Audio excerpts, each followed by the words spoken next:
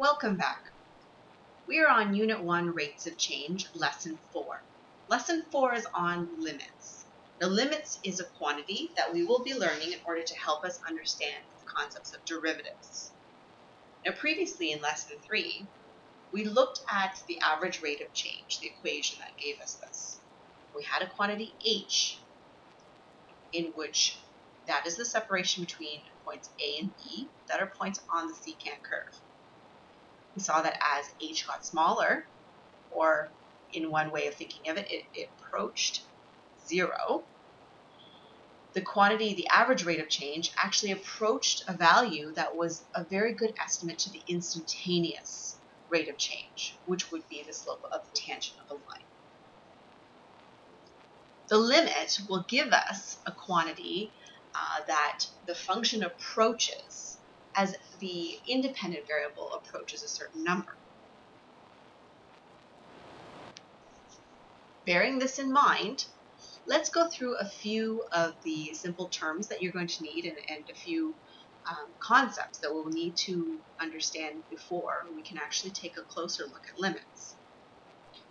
The limit of a function exists at a point if both the right hand and the left hand limit exists and approaches the same value. The way in which we represent the quantity of the limit is lim of a function. Okay, so that function can be anything. In this case, it's generic. As x approaches, and you'll see this arrow, as x approaches a certain number. So as the independent variable approaches a certain number, what does the y, or what does the function approach? Okay, and this is how you would represent it. We will take a look a little bit closer at how to actually do this with a real function.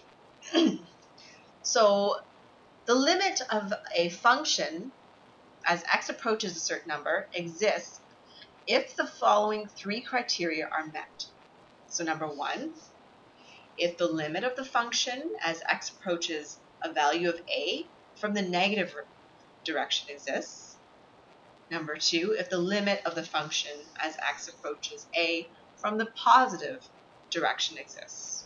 Okay, so if they both exist, and then number three, if they are both equal, then that means the limit exists at that point.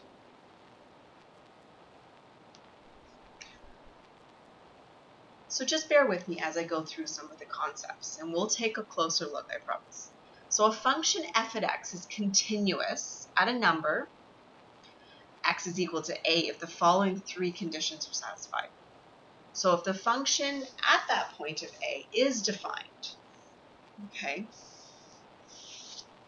2, if the limit x as it approaches a at f at x exists, then that means that the limit of f at x as x approaches a will be what the function is at a. Okay, so a couple of things to note here. The main idea is this number 3. That if the limit does exist, okay, it is defined that the limit of the function as x approaches a will be the function at a. Let's go through a few more concepts about continuity. We will go through more detail about continuity in the next lesson, lesson 5. Today we'll just take a look at just a few important points.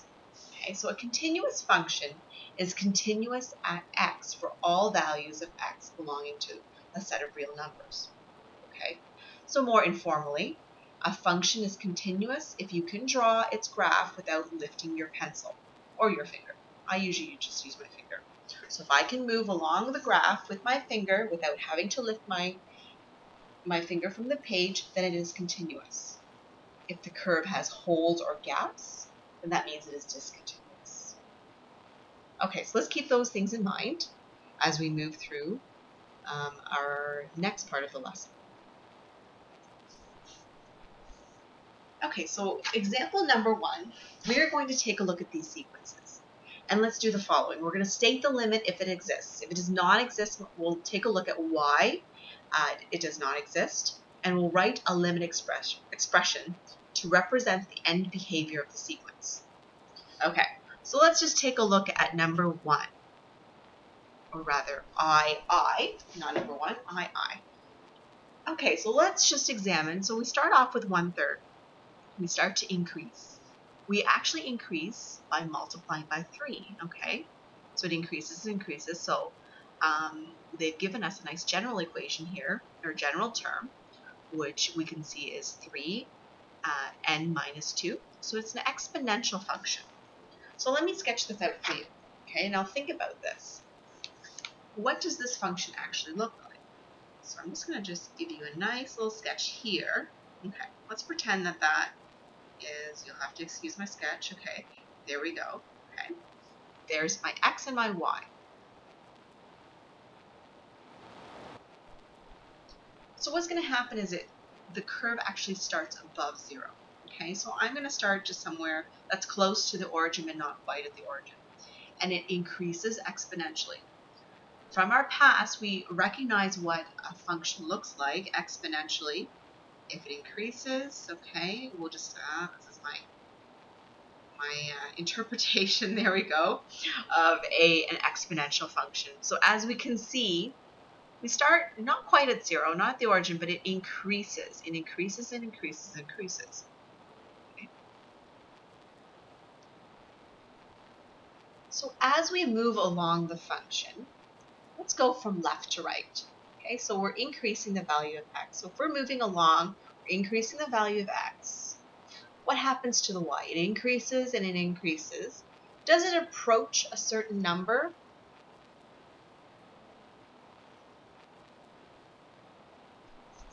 Another way to think of it, does it converge to a certain value? And as we can see that it doesn't, it just keeps increasing and increasing and increasing, which means that a limit for this function does not exist. So the way we would write the limit expression, I, okay, is limit as n approaches infinity for the function 3n minus 2 is equal to infinity. Okay? Let me just fix this up for you. So that's n minus 2. Since it approaches infinity, infinity is a quantity that is undefined. So if it's undefined, that means that the limit does not exist. So even putting does not exist would be correct, okay? And even stating this would be a full solution. Let's take a look at I. So we're starting off with 1 over 2, so a half. Then the next term, the second term is 2 over 3, so it's larger. It's larger than a half, okay? And then we start to increase even further. And if we look at the last term here, it's almost a whole number, but it's not quite, right? But it is larger.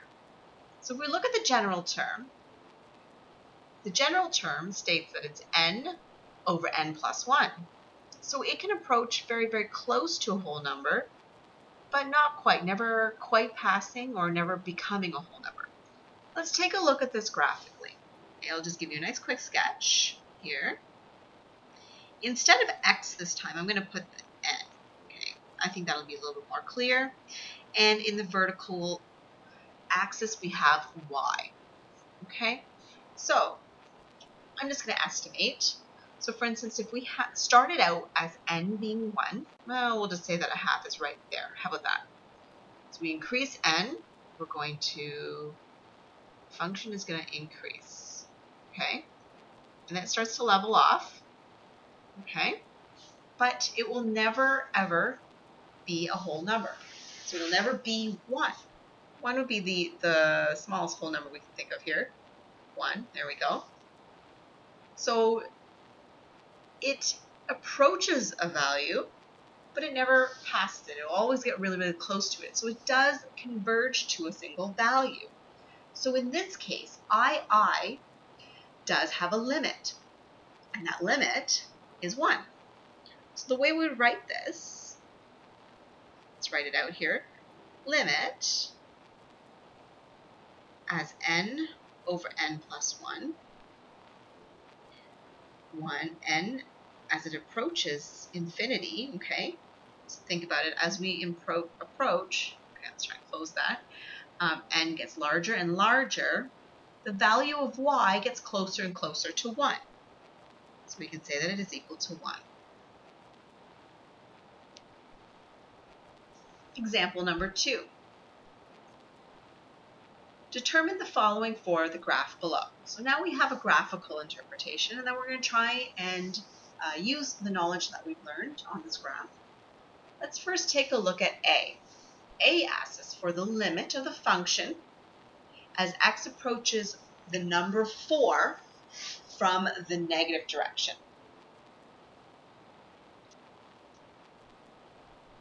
This curve actually represents the functions. We're not actually given the function in an equation form. We're given it graphically. So this graph is the function, f at x.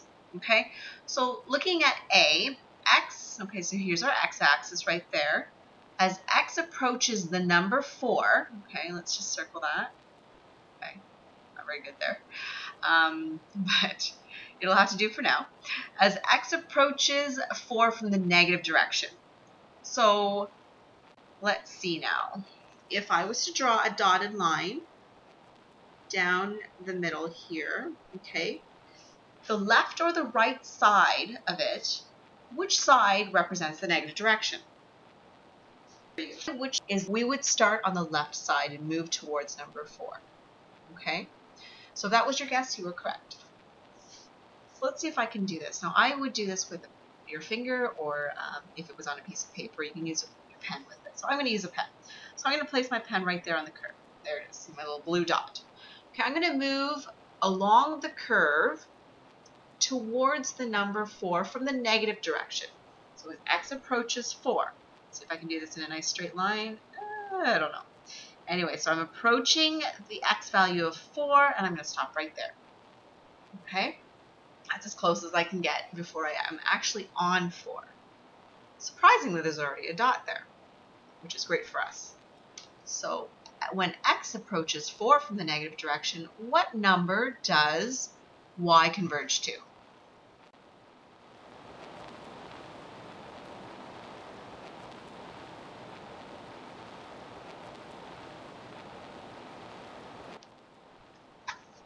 So y converges to the value of -2, or approaches -2 is another way of putting it. So I'm just going to write that in, -2.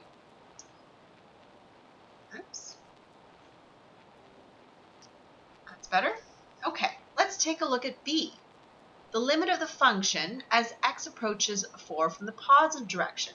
So we're coming along here, okay? So let's move along our curve this direction from the right, okay? Right there. So what number does it converge to? What number does y approach? It also approaches -2. So I'm just going to write down -2 right there. So remember in the start of our lesson, we said that if both the limit from the left and the right exist, and they are the same number, that means the limit at that function as x approaches that number, so in this case 4, of f at x is also equal to -2. It exists and it is equal to -2. D. What is the function at x equal to 4? Well, it's also equal to -2, okay? Which we know. From the beginning, when we were looking at the properties of limits, we know that if the limit exists, if they're equal to each other, that means that the limit of the function as x approaches 4 is equal to what the function is when x is equal to 4. So in conclusion to today's lesson, we're going to check our learning. Which of the following must be equal to the limit of f at x as x approaches 3 from the negative direction, so that the limit exists at the point where the x coordinate is 3. Okay, so you should be pausing it here and trying this question. Do you have an answer? The answer is A. Okay? Remember that the limit of the function as x approaches the negative direction, as well as the positive direction, must exist and must be equal for it to be equal to the point with the coordinates of 3. That's all for today, and we'll see you next time.